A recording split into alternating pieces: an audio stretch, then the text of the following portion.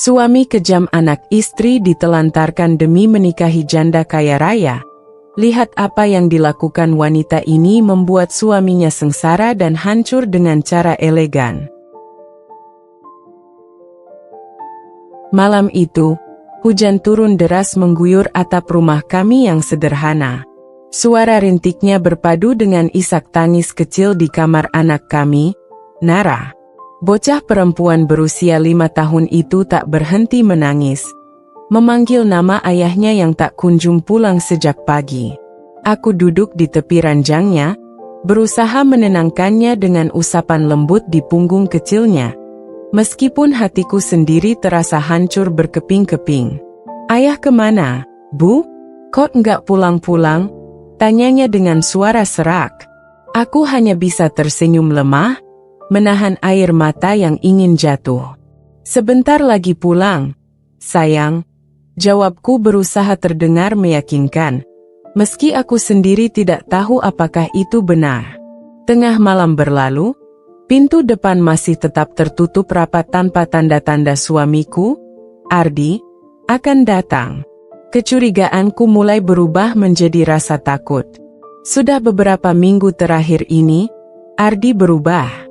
Pulang larut malam, lebih sering menatap layar ponselnya daripada berbicara denganku, dan setiap pertanyaan yang kuberikan hanya dijawab seadanya, kalau bukan dengan marah. Namun malam itu, semua terjawab dengan cara yang tak pernah kubayangkan. Ponsel Ardi yang tertinggal di meja ruang tamu berbunyi. Dengan ragu, aku mengambilnya dan melihat sebuah pesan masuk. Dari seorang wanita bernama Mona. Pesan itu sederhana, tapi cukup menghancurkan seluruh duniaku. "Sayang, aku tunggu di hotel. Jangan lupa bawa dokumen itu ya." Mualah. Tanganku gemetar saat membaca pesan itu. Perasaan sesak memenuhi dadaku.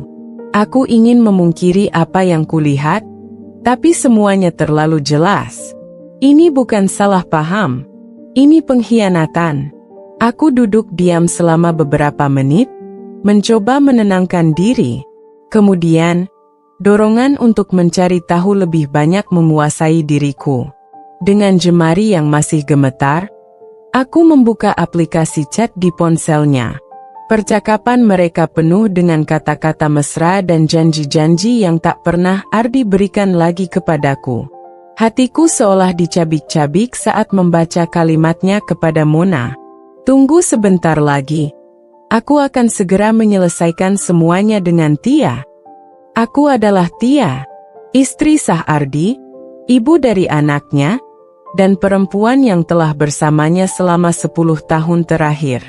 Namun sekarang, dia berbicara tentang menyelesaikan hubungan kami seolah itu hanya masalah sepele. Apakah Anda ingin saya melanjutkan ceritanya dengan lebih mendalam? Saya bisa mengembangkan konflik dan emosi dalam setiap babaknya." Keesokan harinya, Ardi pulang dengan wajah tanpa rasa bersalah, seolah tak ada apa-apa yang terjadi.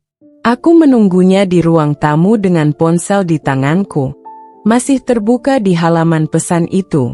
"Ardi," panggilku tegas, tanpa menyembunyikan nada dingin di suaraku. Dia menoleh, tampak terkejut melihatku terjaga sepagi itu. "Kenapa belum tidur? Ada apa?"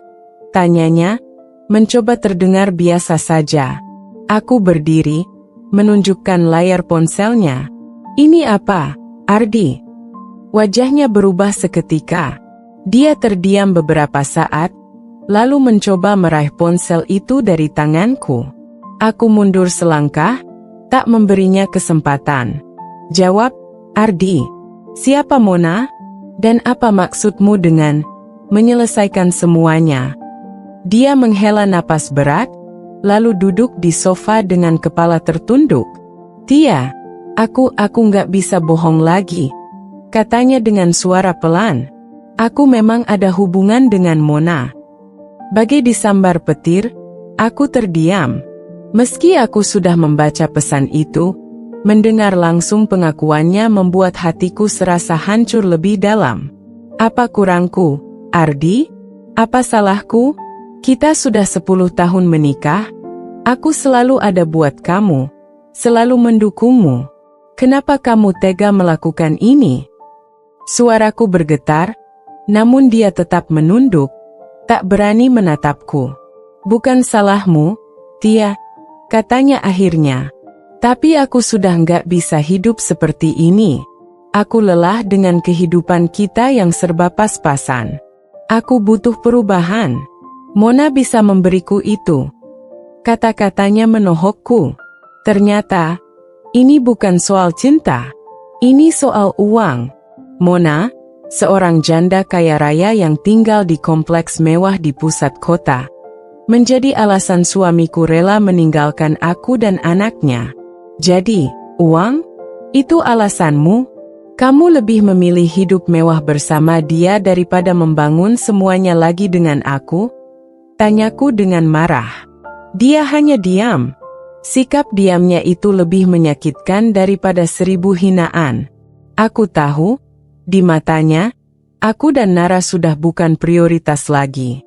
Hari itu, Ardi meninggalkan rumah.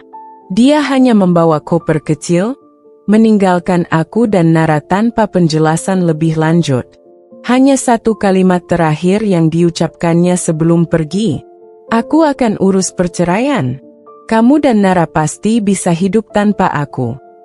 Minggu-minggu berikutnya menjadi neraka. Aku harus menghadapi semua sendirian, rasa sakit hati, pertanyaan dari tetangga, dan kebutuhan Nara yang semakin bertambah. Tapi, di tengah kehancuran itu, aku bersumpah pada diriku sendiri. Aku tidak akan membiarkan Ardi bahagia di atas penderitaan kami. Setelah hari itu, aku mulai menyusun rencana. Aku tahu, Mona memiliki banyak uang, tapi dia juga memiliki kelemahan. Hubungan gelapnya dengan Ardi bisa menghancurkan reputasinya di kalangan sosial. Aku mulai mencari tahu lebih banyak tentang Mona dan koneksi bisnisnya. Setiap malam, setelah Nara tidur, aku memanfaatkan waktu untuk menggali informasi lewat media sosial dan kabar dari orang-orang yang mengenalnya. Tak butuh waktu lama bagiku untuk menemukan celah. Mona ternyata memiliki bisnis ilegal yang selama ini ditutupi dengan nama besar keluarganya. Aku tahu, jika aku bisa membongkar rahasianya, Mona akan kehilangan segalanya. Dan saat Mona jatuh, Ardi juga akan kehilangan pijakannya. Apa langkah Tia selanjutnya? Akankah dia berhasil menjalankan rencananya? Saya akan melanjutkan cerita ini dengan konflik yang lebih tajam. Apakah Anda ingin saya langsung ke aksi Tia terhadap Mona atau fokus pada bagaimana Tia memperkuat dirinya lebih dulu? Hari-hari berlalu dengan rasa sakit yang terus menghimpit dadaku. Tetapi aku tidak membiarkan air mataku jatuh lagi. Ardi sudah memilih jalannya, dan aku harus berdiri di atas kaki sendiri. Bukan hanya untuk diriku tetapi untuk Nara. Dalam diam, aku mulai mengatur strategi. Aku menghubungi teman lamaku, Rina, yang bekerja sebagai seorang jurnalis investigasi. Rina dikenal tajam, selalu punya akses ke informasi yang sulit dijangkau orang biasa. Rin, aku butuh bantuanmu, kataku saat kami bertemu di sebuah kafe kecil. Mataku menatapnya penuh harap. Bantuan apa, Tia? Kamu kelihatan kusut banget, jawabnya dengan nada prihatin. Aku tak menahan apapun. Semua ku ceritakan, dari pengkhianatan Ardi hingga rencana yang mulai terbentuk di benakku. Rina mendengarkan dengan seksama, wajahnya berubah serius seiring aku menjelaskan tentang Mona dan hubungan gelapnya dengan Ardi. Jadi, kamu mau aku cari informasi tentang Mona? Tanyanya setelah aku selesai bicara. Aku mengangguk. Bukan cuma itu. Aku mau tahu semua. Bisnisnya, rahasia-rahasianya, apapun yang bisa kupakai untuk membuatnya jatuh. Rina menghela napas. Tia, ini nggak gampang. Mona itu terkenal punya koneksi kuat. Tapi, aku akan coba. Demi kamu. 2 minggu kemudian, Rina kembali dengan sebuah amplop tebal berisi dokumen dan foto-foto. Aku membukanya dengan hati-hati di kamar setelah memastikan Nara sudah tidur. Tanganku bergetar saat membaca rincian bisnis Mona yang ternyata penuh kecurangan. Pajak yang dimanipulasi, transaksi gelap, dan bahkan keterlibatannya dalam beberapa proyek ilegal. Mataku tertumbuk pada satu foto. Mona sedang berada di sebuah restoran mewah bersama seorang pria paruh baya. Di bawah foto itu, ada catatan, Pak Herman, kolega bisnisnya sekaligus pihak yang mengatur transaksi gelap. Aku tersenyum kecil. Ini lebih dari cukup. Pagi itu, aku mendatangi sebuah kantor hukum ternama. Dengan dokumen yang diberikan Rina, aku meminta pengacara untuk memulai investigasi hukum atas bisnis Mona. Aku tahu langkah ini berisiko, tetapi aku sudah memutuskan untuk bertarung. Tidak ada lagi rasa takut atau ragu. Minggu-minggu berikutnya menjadi medan perang yang panjang. Mona mulai merasa terancam saat surat panggilan dari pihak berwenang berdatangan. Berita tentang dugaan kasus pajak dan transaksi ilegalnya mulai menghiasi media lokal. Aku memperhatikan semuanya dari kejauhan, menyembunyikan keberadaanku di balik layar. Sementara itu, Ardi yang awalnya tampak puas dengan kehidupannya bersama Mona, mulai goyah.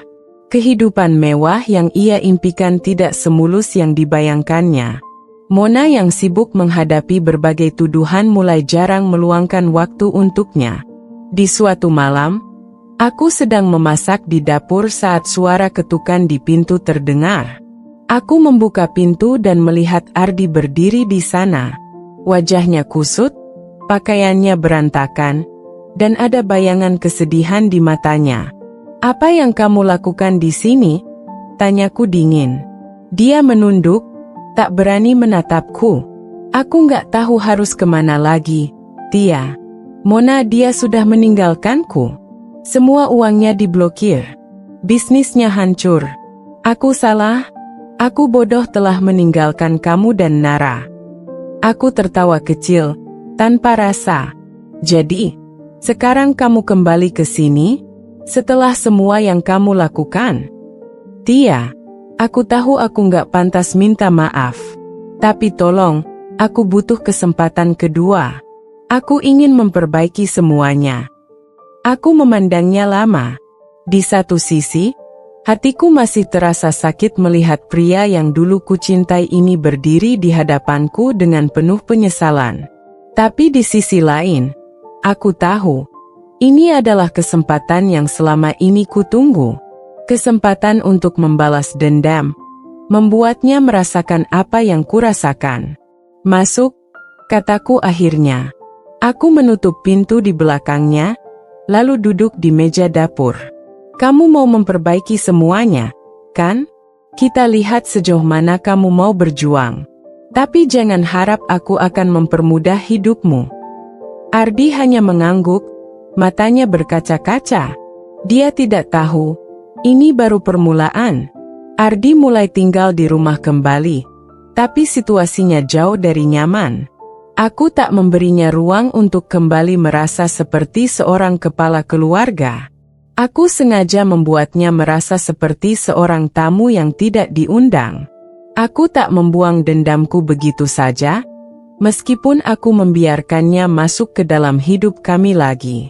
Pagi-pagi sekali, aku membangunkannya. "Ardi, bangun. Ada hal yang harus kamu lakukan," kataku tegas, sambil meletakkan sapu dan kain pel di depannya. Dia menatapku, bingung. "Ini maksudnya apa, Tia? Kamu bilang mau memperbaiki semuanya, kan? Mulailah dari hal kecil. Rumah ini perlu dibersihkan. Dan jangan lupa nanti belanja ke pasar. Aku sudah tuliskan daftarnya," kataku tanpa ekspresi. Dia menunduk, mengangguk, lalu mulai membersihkan lantai dengan sapu di tangannya. Aku memandangnya dengan perasaan campur aduk. Di satu sisi, Aku puas melihatnya melakukan hal yang dulu tak pernah disentuhnya. Di sisi lain, ada bagian kecil dari hatiku yang masih ingin bertanya, apakah aku tega? Tapi setiap kali aku ingat bagaimana dia meninggalkan aku dan Nara demi kehidupan mewah, rasa iba itu lenyap. Hari-hari berlalu, dan aku terus memainkan peranku. Aku memastikan Ardi sibuk dengan pekerjaan rumah dan kebutuhan Nara. Dia mulai terlihat lelah, tetapi aku tidak memberinya kesempatan untuk bersantai. Ayah Kot sekarang tinggal di rumah terus, Bu? Tanya Nara suatu sore. Anak kecil itu memandang ayahnya yang tengah mencuci piring dengan wajah polos. Karena ayah mau membantu ibu, jawabku, tersenyum tipis. Aku tidak ingin membebani Nara dengan kebencian atau dendamku. Dia tidak pantas menerima itu. Tapi aku juga tidak akan membiarkan Ardi lolos tanpa belajar arti pengorbanan. Suatu malam, Ardi mengetuk pintu kamar. Aku sedang membaca laporan pekerjaan di meja kecil di sudut ruangan. Tia, aku boleh bicara? Aku menatapnya dingin. Bicara saja. Apa yang kamu mau? Dia duduk di tepi ranjang, menatap lantai dengan tatapan penuh penyesalan. Aku tahu aku salah besar. Aku tahu aku nggak pantas dimaafkan. Tapi aku ingin bilang, aku benar-benar menyesal. Aku nggak tahu kenapa aku begitu bodoh waktu itu. Aku menutup buku di tanganku, lalu berdiri menghadapnya. Menyesal itu mudah, Ardi. Tapi apa kamu paham? Apa yang kamu lakukan itu lebih dari sekadar pengkhianatan? Kamu menghancurkan aku. Kamu meninggalkan anakmu. Kamu memilih hidup yang kamu pikir lebih baik, dan meninggalkan kami tanpa peduli apa yang terjadi. Dia mengangkat wajahnya, dan aku bisa melihat air mata di matanya. Tapi aku tidak merasa tersentuh. Aku sudah terlalu terluka. Aku nggak tahu apakah aku bisa percaya lagi sama kamu, Ardi. Jadi jangan harap aku akan melupakan semuanya begitu saja. Lanjutku. Dia mengangguk, tak berkata apa-apa. Lalu dia bangkit dan keluar dari kamar. Aku menatap punggungnya, mencoba mencari tahu apakah aku benar-benar masih menginginkan dia di hidupku. Atau ini semua hanya soal balas dendam. Di luar rencana pribadiku, sesuatu yang tidak kuduga terjadi. Mona muncul kembali. Wanita itu meneleponku suatu sore, suaranya penuh amarah. Kamu pikir kamu menang, Tia? Katanya tajam. Kamu merusak hidupku, tapi aku nggak akan tinggal diam. Aku tersenyum kecil, meskipun dia tidak bisa melihatnya. Aku hanya membalas apa yang pantas kamu dan Ardi dapatkan. Mona, kalau kamu ingin menyalahkan seseorang, lihatlah diri sendiri. Kamu pikir aku nggak tahu kamu yang memulai semuanya ini? Aku punya bukti, Tia. Dan aku akan pastikan kamu juga merasakan apa yang aku rasakan. Dia menutup telepon sebelum aku sempat menjawab. Tapi ancamannya tidak membuatku takut. Sebaliknya, itu memberiku dorongan untuk bersiap menghadapi langkah berikutnya. Aku tahu, ini belum selesai. Mona mungkin sudah kalah dalam hal uang dan reputasi. Tetapi dia masih punya cara untuk berusaha menghancurkan aku. Dan aku harus memastikan bahwa tidak ada ruang lagi baginya untuk menyerang hidupku atau keluargaku. Malam itu, aku memutuskan untuk melakukan langkah terakhir. Sebuah rencana yang akan memastikan bahwa aku, Nara, dan bahkan Ardi akan benar-benar terbebas dari bayang-bayang Mona. Malam itu, setelah Nara tertidur pulas, aku duduk di ruang tamu. Pikiranku penuh, dadaku sesak, dan emosi menggelegat seperti api yang membakar dari dalam. Telepon Mona tadi siang terus terngiang di telingaku. Dia berani mengancamku? Setelah semua yang dia lakukan? Setelah semua yang aku dan anakku derita? Aku menatap sudut ruangan, tempat Ardi duduk diam dengan kepala tertunduk. Wajahnya lelah, penuh kerutan yang muncul lebih cepat dari seharusnya. Aku tahu dia merasa malu, tapi rasa malu itu tidak cukup untuk menghapus apa yang sudah terjadi. Ardi, panggilku tajam. Dia menoleh pelan, tatapannya penuh kebingungan. Ya, Tia, kamu tahu, Mona meneleponku tadi. Dia mengancamku, mengatakan dia punya bukti kalau aku yang memulai semua ini. Suaraku tegas, hampir seperti gertakan. Dia menunduk lagi, seolah berat untuk menatap mataku. Aku nggak tahu apa-apa soal itu, Tia. Aku... Berhenti. Aku memotongnya. Berhenti bicara kalau kamu cuma mau membela diri. Sekarang aku tanya, Ardi, seberapa jauh kamu tahu soal Mona? Seberapa dalam kamu terlibat dalam semua kekacauannya?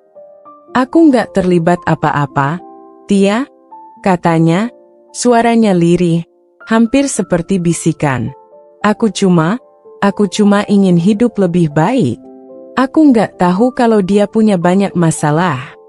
Aku tertawa pahit. Kamu serius? Hidup lebih baik, katamu? Dengan meninggalkan aku dan Nara? Dengan berlari ke pelukan perempuan yang kamu pikir bisa memberimu semua yang aku nggak bisa? Kamu tahu apa yang Mona lakukan, Ardi? Kamu tahu? Tapi kamu memilih diam karena kamu menikmati apa yang dia berikan. Dia terdiam, tak mampu menyangkal. Aku berdiri, melangkah mendekatinya, hingga aku berdiri tepat di depannya. Sekarang dengarkan aku baik-baik. Kamu ingin memperbaiki semuanya? Aku akan beri kamu kesempatan. Tapi kamu harus membantuku menyelesaikan ini. Aku tidak peduli seberapa takut atau seberapa rendah kamu merasa. Kamu akan melawan dia bersamaku. Ardi mengangguk perlahan. Aku akan lakukan apa saja, Tia. Aku janji. Aku menatapnya tajam. Bagus. Karena kalau kamu berani mundur, aku akan pastikan kamu kehilangan segalanya. Aku tidak main-main, Ardi. Hari berikutnya, aku mulai melangkah lebih jauh. Dengan bantuan Rina, aku mengumpulkan semua bukti baru tentang Mona. Bukti yang lebih eksplosif dan tidak bisa disangkal. Kali ini, aku melibatkan seorang pengacara kenalan Rina yang berpengalaman dalam kasus pencucian uang dan penipuan. Aku tahu, perang ini akan panjang. Tetapi aku tidak akan berhenti sampai Mona benar-benar hancur. Sementara itu, Ardi kuberi tugas lain. Aku memintanya untuk menghubungi orang-orang yang dulu menjadi rekan bisnis Mona. Dengan sikap rendah hati dan penuh penyesalan, dia harus mengorek informasi dari mereka. Awalnya, dia tampak ragu, tetapi aku tidak memberinya pilihan. Kalau kamu benar-benar mau membuktikan dirimu, lakukan ini, kataku dingin. Dia melakukannya, dan hasilnya mulai terlihat. Ardi kembali dengan informasi tentang beberapa kesepakatan gelap yang melibatkan Mona dan koleganya. Dengan setiap informasi baru yang didapat, aku merasa semakin kuat, semakin yakin bahwa rencana ini akan berhasil. Sementara aku sibuk dengan rencana balas dendamku, Mona tidak tinggal diam. Dia mulai menyerang balik, menggunakan pengaruhnya untuk menyebarkan rumor tentang aku. Beberapa tetangga yang awalnya mendukungku mulai menjauh, mempercayai cerita bahwa aku sengaja menghancurkan kehidupan Mona demi balas dendam pribadi. Namun aku tidak peduli. Bagiku, ini bukan tentang apa yang orang lain pikirkan. Ini tentang melindungi diriku dan anakku, dan memastikan bahwa Ardi tidak pernah punya alasan untuk kembali ke lubang yang sama. Puncaknya terjadi pada suatu malam yang kelam. Aku menerima sebuah surat ancaman yang dilempar ke halaman rumah. Surat itu berisi ancaman bahwa aku harus menghentikan semua aksiku, atau aku dan Nara akan mengalami sesuatu yang buruk. Tulisannya jelas, penuh kebencian, Dan aku tahu siapa yang mengirimnya. Aku meremas surat itu dengan tangan gemetar, lalu memandang Ardi yang berdiri di ambang pintu. "Kamu lihat ini?" tanyaku sambil menunjukkan surat itu. Dia mengangguk, wajahnya penuh rasa bersalah. "Aku nggak tahu dia akan sejauh ini, Tia." Mona sudah kehilangan akal. Dia pikir aku akan menyerah? Dia pikir aku akan takut? Tidak, Ardi. Aku sudah terlalu jauh untuk mundur sekarang. Aku meraih ponselku dan menelepon Rina. "Rina, aku butuh bantuannya sekarang juga. Kirimkan semua bukti ke media. Kita biarkan publik tahu siapa Mona sebenarnya." Rina terdengar ragu di telepon. "Tia, ini langkah besar. Kamu yakin?" "Aku yakin," jawabku dengan penuh tekad. "Aku tidak akan membiarkan dia menang. Aku tidak akan membiarkan siapapun menyakiti aku atau anakku lagi." Dalam waktu 24 jam, berita tentang skandal Mona meledak di media. Nama Mona menjadi sorotan utama, dan semua koneksinya mulai menjauh darinya. Bisnisnya benar-benar runtuh, dan dia menghadapi ancaman penjara. Mona berusaha menghubungiku, tapi aku tidak menjawab panggilannya. Aku hanya ingin dia tahu satu hal. Dia tidak akan pernah bisa menyentuh hidupku lagi. Mona tak berhenti mencoba menghubungiku. Telepon, pesan, hingga utusan melalui beberapa kenalannya datang bertubi-tubi. Aku tak menggubris semuanya. Aku tahu, dia panik. Segala yang dia bangun dengan licik selama bertahun-tahun sekarang hancur dalam hitungan hari. Rasanya ada kepuasan tersendiri melihatnya jatuh ke titik nadir. Namun, aku juga tahu, ini belum benar-benar berakhir. Mona bukan tipe orang yang mudah menyerah. Dia pasti akan mencoba cara lain untuk membalas, dan aku harus bersiap. Malam itu, aku duduk di ruang tamu bersama Ardi.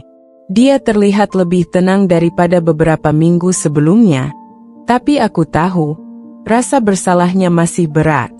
"Tia," panggilnya pelan. "Apa lagi?" jawabku dingin, tanpa menoleh. Aku sibuk membaca laporan terbaru dari pengacaraku, memastikan bahwa langkah-langkah hukum terhadap Mona berjalan mulus. Aku cuma mau bilang terima kasih," katanya, suaranya serak. Aku mendongak, menatapnya tajam. "Terima kasih? Untuk apa?" "Untuk membiarkanmu kembali ke rumah ini, untuk memberi kesempatan padamu setelah kamu menghancurkan hidupku dan anak kita." Dia menunduk, tak mampu membalas tatapanku. "Aku tahu aku nggak pantas, Tia. Tapi aku benar-benar ingin memperbaiki semuanya. Aku ingin jadi ayah yang lebih baik untuk Nara. Aku ingin membuktikan kalau aku bisa berubah." Aku menghela napas panjang. Ada bagian dari diriku yang ingin percaya, tapi ada juga bagian yang terus mengingatkan bahwa luka ini terlalu dalam untuk sembuh begitu saja. "Ardi," kataku akhirnya, "kalau kamu benar-benar ingin berubah, buktikan. Tapi jangan berharap aku akan melupakan semuanya begitu saja. Aku tidak akan pernah menjadi orang yang sama lagi setelah apa yang kamu lakukan." Dia mengangguk pelan, dan malam itu berlalu tanpa kata-kata lagi. Beberapa minggu kemudian, keadaan mulai stabil. Media terus memberitakan skandal Mona, dan tekanan hukum semakin besar. Pengacaraku memberitahu bahwa pihak berwenang sedang mengajukan tuntutan resmi terhadapnya. Aku tahu, Mona sudah berada di ujung tanduk. Namun, ancaman tetap ada. Suatu sore, ketika aku pulang dari kantor, aku menemukan rumah dalam keadaan berantakan. Jendela pecah, dan beberapa barang berserakan di lantai. Ardi yang sedang menjaga Nara langsung menghampiriku, wajahnya panik. "Tia, ada yang masuk ke rumah. Aku nggak tahu siapa, tapi mereka meninggalkan ini." Dia menunjukkan secarik kertas kecil yang tergeletak di meja. Kamu pikir ini sudah selesai? Aku belum kalah. Tanganku gemetar saat membaca pesan itu. Amarahku kembali membara. Aku tahu ini ulah Mona, upaya terakhirnya untuk menakutiku. Tapi kali ini, aku tidak akan tinggal diam. Aku menghubungi Rina, meminta bantuannya untuk mencari tahu keberadaan Mona. Aku juga melapor ke polisi, memastikan bahwa ancaman ini dicatat dan diinvestigasi. Aku tidak akan membiarkan dia mendekati keluargaku lagi. Seminggu kemudian, kabar mengejutkan datang. Polisi menangkap Mona di sebuah villa mewah di luar kota. Dia bersembunyi setelah tahu dirinya masuk dalam daftar buronan. Aku melihat berita itu di televisi, dan untuk pertama kalinya, aku merasa lega. Wanita itu akhirnya mendapatkan balasan atas semua yang dia lakukan. Namun, meskipun Mona sudah di belakang jeruji, aku tahu, perjuanganku belum selesai. Luka di hatiku, kepercayaan yang hancur, dan masa depan yang harus kupikirkan untuk Nara. Semua itu masih menjadi beban yang harus kuatasi. Di suatu pagi yang tenang, aku duduk di balkon, memandang matahari yang perlahan muncul di ufuk timur. Ardi mendekat, membawa secangkir teh hangat. Aku tahu ini semua belum cukup untuk membayar kesalahanku, katanya, suaranya lembut. Tapi aku akan terus mencoba, Tia, demi kamu dan Nara. Aku menatapnya sejenak, lalu mengalihkan pandanganku kembali ke langit. Kita lihat saja, Ardi, waktu yang akan menjawabnya. Hari-hari berlalu setelah penangkapan Mona. Kehidupan mulai terasa lebih tenang, meskipun luka yang ditinggalkan masih segar. Mona mungkin sudah berada di balik jeruji besi, tapi bayang-bayangnya masih menghantui kami. Aku sering mendapati diriku memikirkan langkah-langkah berikutnya. Bagaimana aku bisa memastikan tidak ada ancaman lain yang muncul di masa depan? Sementara itu, Ardi berusaha keras untuk membuktikan niat baiknya. Dia menjadi sosok yang berbeda. Lebih perhatian pada Nara, lebih banyak membantu di rumah, dan bahkan mencoba mencari pekerjaan tetap untuk menafkahi keluarga. Namun, aku tetap berhati-hati. Aku tidak ingin hatiku yang rapuh terjatuh lagi pada harapan palsu. Suatu malam, aku terbangun oleh suara tangis pelan dari kamar Nara. Dengan cepat, aku berlari ke kamarnya. Aku menemukan anakku duduk di ranjang, matanya basah oleh air mata. Nara, ada apa, sayang? Tanyaku lembut sambil duduk di sampingnya. Dia mengusap matanya dengan punggung tangan. Aku mimpi buruk, Bu. Aku takut ayah pergi lagi. Jantungku seperti diremas mendengar itu. Aku menariknya ke dalam pelukan, mencoba menenangkan hatinya yang kecil. Ayah nggak akan pergi lagi, Nara. Ibu di sini, dan ibu akan selalu melindungi kamu. Ardi muncul di pintu, wajahnya penuh rasa bersalah. Dia melangkah masuk dan duduk di lantai di depan kami. Nara, ayah janji nggak akan ninggalin kamu lagi. Ayah akan selalu ada buat kamu dan ibu. Nara mengangguk kecil, meskipun rasa cemas masih tampak di matanya. Aku menyadari, bukan hanya aku yang terluka dalam semua ini. Anak kami juga menanggung trauma yang mendalam. Beberapa bulan kemudian, hidup mulai menemukan ritmenya kembali. Ardi berhasil mendapatkan pekerjaan sebagai teknisi di sebuah bengkel. Meskipun penghasilannya tidak sebesar ketika dia bersama Mona, dia terlihat lebih bahagia dengan apa yang dia lakukan sekarang. Namun, hubungan kami masih jauh dari sempurna. Aku tetap menjaga jarak emosional darinya. Luka yang dia tinggalkan terlalu besar untuk sembuh begitu saja. Setiap kali aku melihatnya, ingatan tentang pengkhianatannya kembali muncul. Suatu malam, setelah Nara tidur, Ardi mengajakku bicara. Dia duduk di meja makan, menatapku dengan mata penuh keseriusan. Tia, aku tahu aku nggak punya hak untuk minta apapun. Tapi aku ingin kita bicara dari hati ke hati, katanya. Aku duduk di depannya, melipat tangan di atas meja. Apa yang mau kamu bicarakan, Ardi? Dia menarik napas panjang. Aku tahu aku nggak bisa mengubah apa yang sudah terjadi. Aku tahu aku menyakitimu lebih dari yang bisa kubayangkan. Tapi aku benar-benar ingin memperbaiki semuanya. Aku ingin kita bisa kembali menjadi keluarga. Aku menggeleng pelan, menahan air mata yang mulai menggenang. Kamu tahu, Ardi, luka yang kamu tinggalkan itu terlalu dalam. Aku nggak yakin aku bisa mempercayai kamu lagi. Aku nggak yakin aku bisa mencintaimu seperti dulu. Dia menunduk, tapi kemudian mengangkat wajahnya lagi. Aku nggak akan menyerah, Tia. Aku akan terus mencoba. Aku akan terus berusaha sampai kamu bisa melihat aku benar-benar berubah. Aku berdiri, merasa sesak di dadaku. Aku nggak tahu, Ardi. Aku benar-benar nggak tahu. Malam itu, aku tidur dengan perasaan yang kacau. Ada bagian dari diriku yang ingin memberikan kesempatan kedua. Tapi ada juga bagian yang terus berteriak untuk menjauh darinya. Beberapa minggu kemudian, aku menerima undangan untuk menghadiri sidang putusan Mona. Aku tahu ini adalah momen penting. Kesempatan terakhir untuk melihat keadilan ditegakkan. Aku memutuskan untuk pergi, meskipun rasa cemas mulai menghantui. Di ruang sidang, aku duduk di barisan belakang, mengamati Mona yang tampak pucat dan lemah. Wanita itu kehilangan semua aura kekuasaan dan kebanggaannya. Dia bahkan tak berani menatapku. Hakim menjatuhkan hukuman penjara selama 10 tahun atas berbagai tuduhan, termasuk penipuan dan pencucian uang.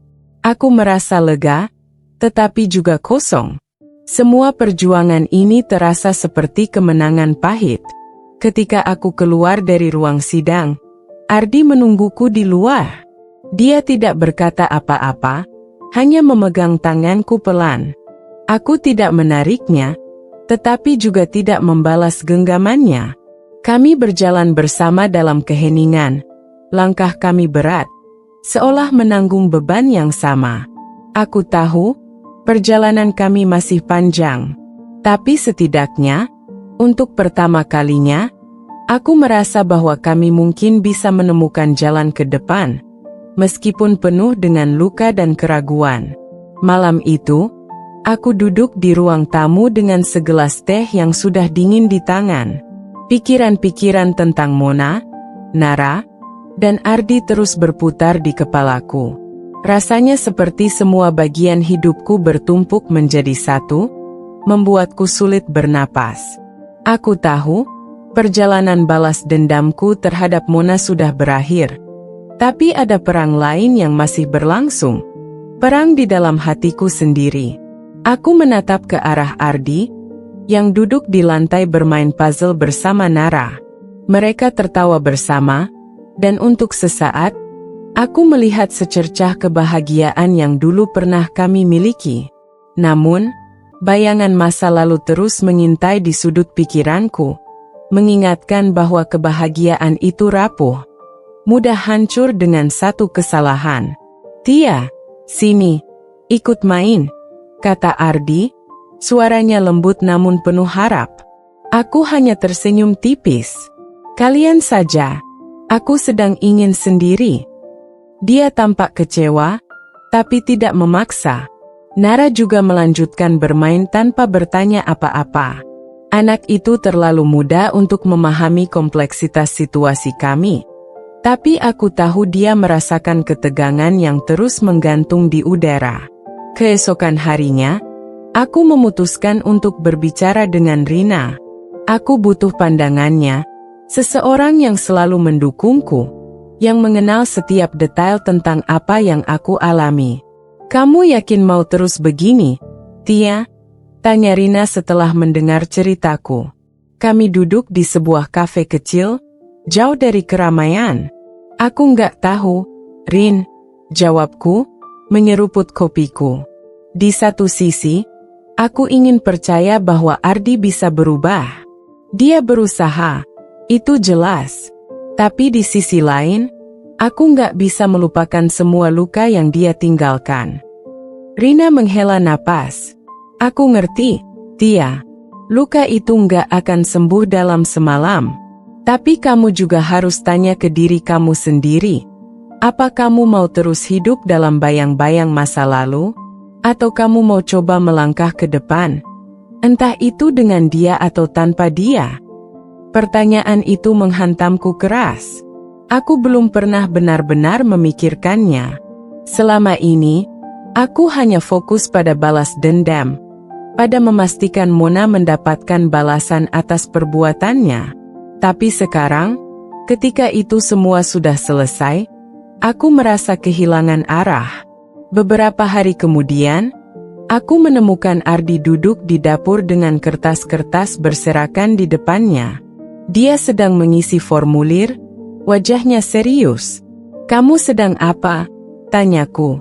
Dia menoleh, sedikit terkejut. "Aku mendaftar kursus mekanik. Aku pikir, kalau aku punya sertifikat, aku bisa dapat pekerjaan yang lebih baik." Aku mengangguk pelan, merasa ada sedikit rasa kagum di hatiku.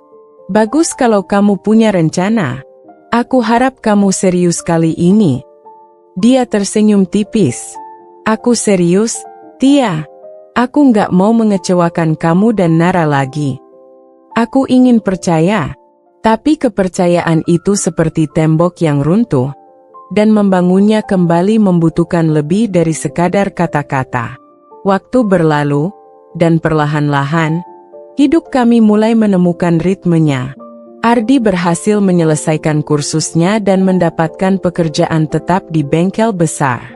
Dia lebih sering pulang tepat waktu, dan waktunya bersama Nara semakin banyak. Anak kami mulai terlihat lebih ceria, lebih percaya bahwa keluarganya bisa utuh lagi. Namun, aku masih tetap menjaga jarak. Luka di hatiku terlalu dalam, dan aku belum siap untuk membuka diriku sepenuhnya. Aku tahu, jika aku ingin melanjutkan hidup, aku harus membuat keputusan. Apakah aku akan memberikan kesempatan kedua pada Ardi, atau aku akan memulai hidup baru tanpanya? Suatu malam, setelah Nara tidur, Ardi menghampiriku di ruang tamu. Dia duduk di sebelahku, diam sejenak sebelum akhirnya berkata, "Tia, aku tahu aku udah salah besar. Aku tahu aku nggak pantas meminta apapun darimu. Tapi aku ingin tahu satu hal. Masih adakah sedikit saja tempat untukku di hatimu?" Pertanyaan itu membuatku terdiam. Aku menatap matanya, mencoba mencari kejujuran di sana. Untuk pertama kalinya, aku melihat ketulusan yang berbeda, seperti seorang pria yang benar-benar menyesali perbuatannya dan ingin memperbaiki semuanya. "Aku nggak tahu, Ardi," jawabku akhirnya, suaraku pelan tapi tegas. "Aku butuh waktu. Aku butuh lebih dari ini untuk benar-benar percaya lagi." Dia mengangguk, menerima jawabanku tanpa protes. "Aku akan tunggu, Tia. Aku akan terus berusaha. Bukan cuma untuk mendapatkanmu kembali, tapi juga untuk jadi orang yang lebih baik." Malam itu, aku merasa beban di dadaku sedikit lebih ringan.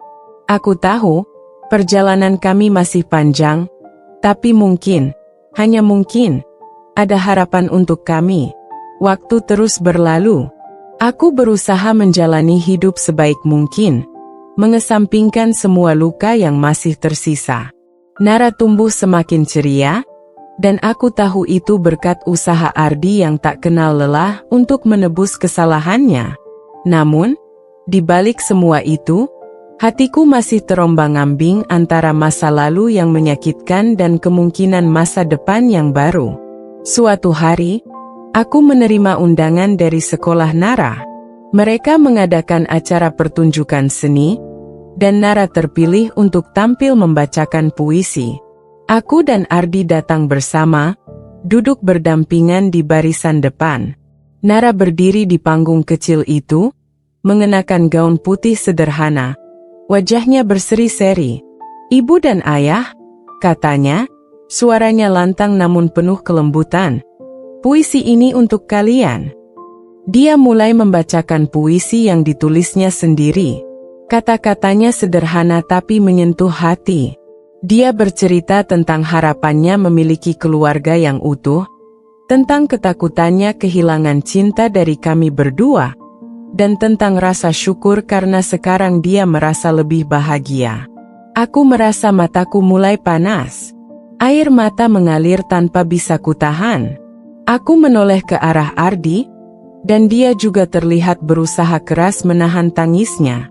Kami saling berpandangan, seolah berbicara tanpa kata-kata. Di momen itu, aku menyadari sesuatu yang selama ini kupinggirkan. Cinta kami memang telah dilukai, tapi mungkin cinta itu masih ada, meskipun dalam bentuk yang berbeda. Malamnya, setelah Nara tidur, aku memutuskan untuk berbicara dengan Ardi. Dia sedang duduk di sofa, terlihat lelah tapi tenang. Aku duduk di sebelahnya, mengumpulkan keberanian untuk mengucapkan apa yang ada di hatiku. "Ardi," panggilku pelan. Dia menoleh, matanya penuh perhatian. "Ada apa, Tia?" Aku menarik napas dalam-dalam. Aku sudah lama berpikir tentang kita, tentang Nara, tentang semuanya. Aku tahu, luka yang kamu buat nggak akan hilang begitu saja. Tapi aku juga tahu, kamu benar-benar berusaha. Dan aku menghargai itu. Dia diam, menunggu aku melanjutkan. Aku nggak tahu apakah aku bisa sepenuhnya memaafkanmu. Tapi aku ingin mencoba. Demi Nara, demi kita. Aku ingin memberi kita kesempatan kedua. Ardi menatapku dengan mata yang berkaca-kaca. "Tia, aku nggak akan sia-siakan kesempatan ini. Aku janji, aku akan terus berusaha. Aku akan lakukan apapun untuk membuatmu percaya lagi." Aku mengangguk, membiarkan air mataku mengalir. "Tapi ini nggak akan mudah, Ardi. Aku butuh waktu. Aku butuh kamu bersabar." Dia menggenggam tanganku dengan lembut. "Aku akan bersabar, Tia. Aku nggak akan menyerah." Malam itu, untuk pertama kalinya dalam waktu yang sangat lama, aku merasa lega. Tidak ada janji manis, tidak ada kepastian yang instan. Hanya dua orang yang mencoba memperbaiki sesuatu yang rusak demi cinta mereka dan demi anak mereka. Bulan-bulan berikutnya, kami terus berusaha. Ada saat-saat sulit, saat-saat di mana keraguan kembali muncul. Tapi ada juga saat-saat indah, saat kami merasa bahwa perlahan-lahan, keluarga ini bisa pulih. Ardi membuktikan dirinya bukan hanya dengan kata-kata, tapi dengan tindakan. Dia menjadi sosok yang lebih baik, untukku, untuk Nara, dan untuk dirinya sendiri. Suatu sore, saat kami duduk bersama di teras rumah, melihat Nara bermain di halaman, Ardi berkata, "Tia, aku nggak tahu apa aku pantas mendapatkannya, tapi aku benar-benar bersyukur kamu masih mau mencoba." Aku menatapnya, lalu berkata, "Ardi, aku nggak tahu bagaimana masa depan kita, tapi aku tahu satu hal. Aku ingin kita melangkah ke sana bersama." Dia menggenggam tanganku erat, dan untuk pertama kalinya, aku merasa ada harapan nyata untuk kami. Kami tidak sempurna, dan kami mungkin tidak akan pernah seperti dulu. Tapi kami punya kesempatan untuk memulai kembali, dengan cinta yang lebih matang dan kuat. Dan di bawah langit senja itu, dengan suara tawa Nara yang memenuhi udara, aku merasa untuk pertama kalinya dalam waktu yang lama, keluargaku benar-benar utuh kembali. Cerita ini mengajarkan kita bahwa pengkhianatan dan luka dalam hubungan bisa meninggalkan bekas yang mendalam. Namun, dengan usaha keras, ketulusan, dan waktu, luka itu bisa perlahan sembuh, meskipun tak pernah sepenuhnya hilang. Pengampunan bukanlah tanda kelemahan, melainkan kekuatan untuk melihat masa depan dengan hati yang lebih terbuka. Jangan lupa, keputusan untuk memperbaiki hubungan harus didasarkan pada niat yang tulus, bukan sekadar formalitas. Dan yang terpenting, anak adalah tanggung jawab utama dalam rumah tangga. Mereka berhak atas keluarga yang penuh cinta, meski harus dibangun dari reruntuhan.